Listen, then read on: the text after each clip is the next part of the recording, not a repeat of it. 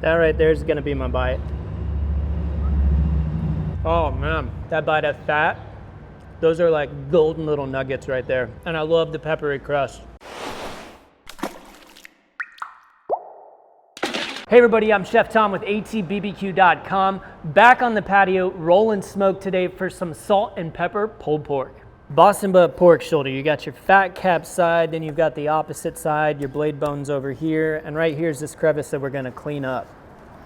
So what I'm gonna do is just start to separate this by hand, and then I'm gonna follow my cuts right down that crevice. I know you guys have heard me say this 100 times before, if not more. If you're cutting into meat, then you just need to adjust where you're cutting. I'm gonna follow this bone along the edge right here until I kind of get down to the bottom of that. And then you see, we can still see some pink here, right there. That's the fat cap on the opposite side. So that's how I know we've gone far enough.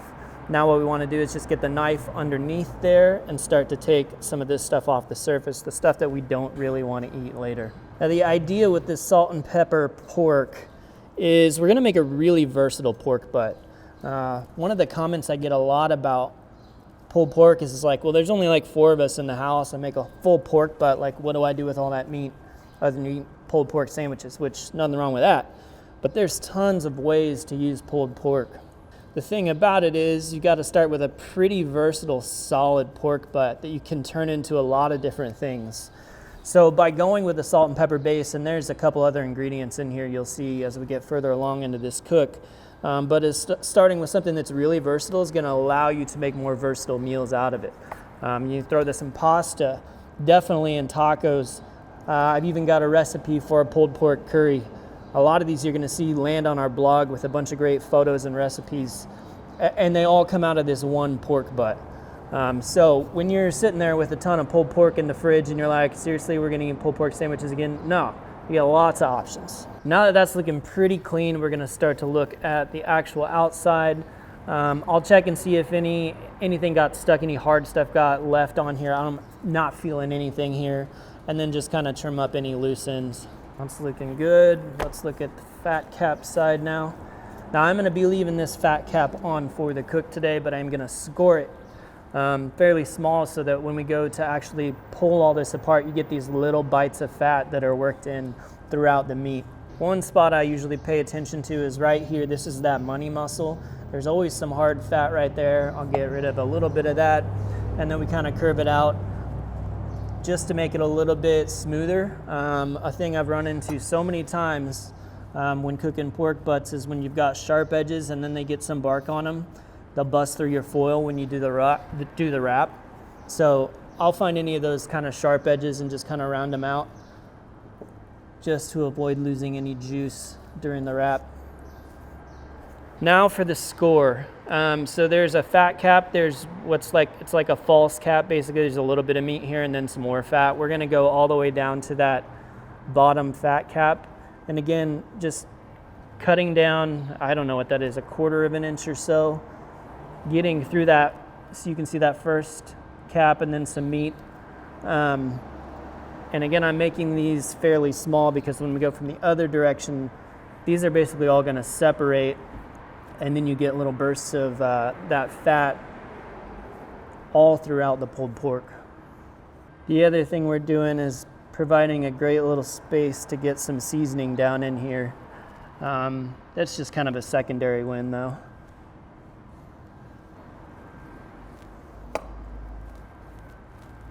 Now on to seasoning. I'm gonna smoke this thing with the fat cap side up so that we get some really cool texture on this to start with. We'll finish at fat cap side down, and we'll talk about that later a little bit, but that means I'm gonna start on the opposite side. So getting some mustard on here. This is a market mustard from Kozlik. I love this mustard. I don't want it just as a binder. I want to be able to taste it a little bit too, get some of that tang. So let's start right here in that crevice that we trimmed out. Move that mustard around, and then we're gonna hit it with what I call our salt and pepper rub, but it's our Lone Star brisket rub. It's actually got salt and pepper as the main components, but then with some roasted garlic and celery seed in it. So again, this is that solid flavor base that's not going to lean in any direction too much and allows it to be really versatile, but at the same time tastes fantastic on its own.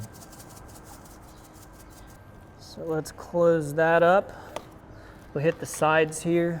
You got a decent amount of mustard on there. You can be pretty liberal with this seasoning. There's a lot of meat to season. It's all gonna get mixed together in the end.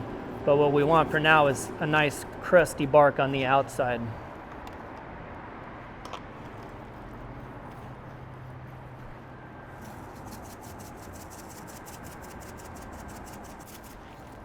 And then I'm gonna hit anything that I've smeared off in the process of moving this thing around. All right, so let's let that set up for just a minute and then we'll flip it over and do the fat cap.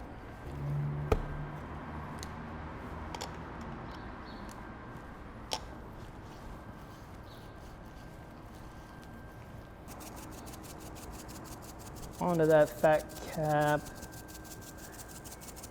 I like to go with my initial layer here, then I'm gonna rub it around a bit. We're gonna work it into those crevices a little bit, and then we'll hit it one more time. We kind of exposed even more meat into some of those deeper scores. Flavor and texture, that's what we're going for, flavor and texture. Today we're cooking on the Yoder Smokers YS640s pellet grill. I'm using the overnight smoke method.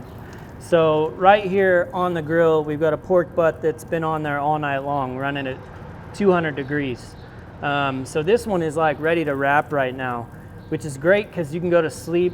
You don't have to think about it. It could be 8 hours, it could be 12 hours. When you set it at 200, it's never gonna overcook. What it is gonna do, it's gonna form this beautiful bark on the outside. And the color is what I look for first, and I can kind of use the temperature as a reference, which we're sitting at about 170 right now. So this one's ready to come off and get wrapped. Go ahead and transfer this over here and keep an eye on that guy. Now for the sake of finishing out this cook, we are gonna turn the temperature up just to finish this one off, and we'll get to that in just a minute here.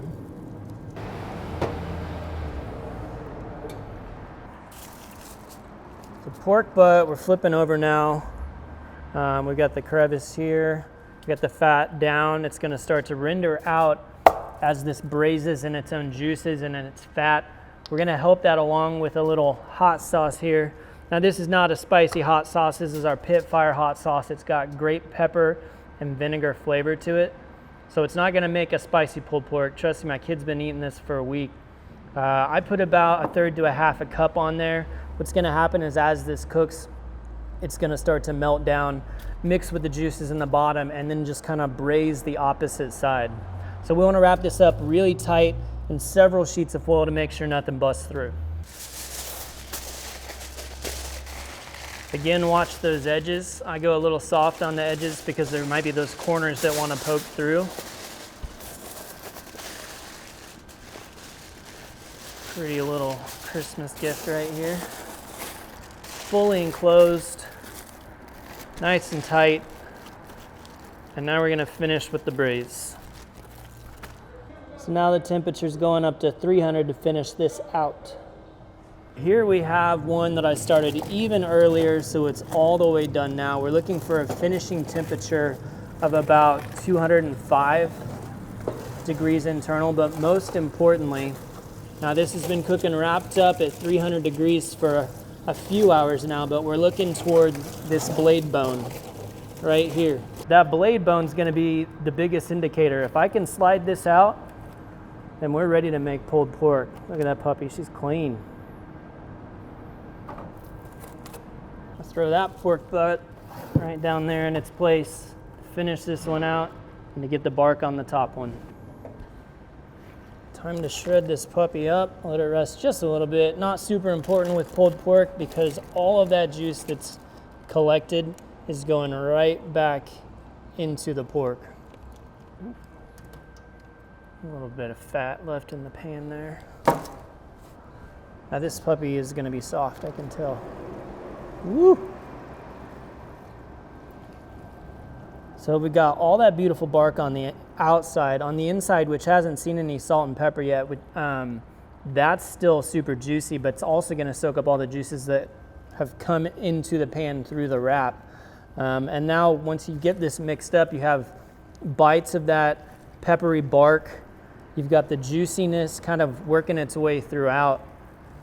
So while the outside seasoned, the inside isn't, just through the process of pulling and mixing all this stuff, you get a little bit of flavor and a little bit of texture in just about everything you add this to. Each muscle on this thing is going to be a little bit different texture-wise. This is one of those long muscles from the center. So you're not seeing any bark or anything, but still, obviously you can see the juice on the surface. Here's a piece of that bark from the outside, great crust on it.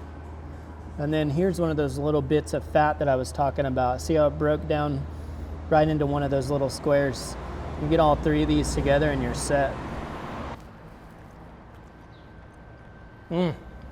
Tender, great fat, big flavor, totally versatile. It's big on flavor, it's great as far as the texture goes, but most importantly, it's neutral on flavor. And that means you're gonna be able to put this into all kinds of different dishes like we talked about earlier. Either that or just pour a bunch of barbecue sauce on it. Honestly, I'm gonna go get some of that triple crunch mustard because I think this would be fantastic with a little bit more tang.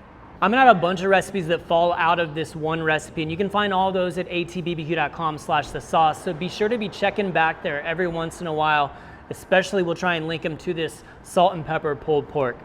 Thanks so much for watching. Be sure to check out atbbq.com for all the products featured in today's video. If you have any questions or comments, or there's anything you'd like to see me cook, let me know in the comment section, and let's be good to one another. For more recipes, tips, and techniques, check out atbbq.com/thesauce. All things barbecue, where barbecue legends are made.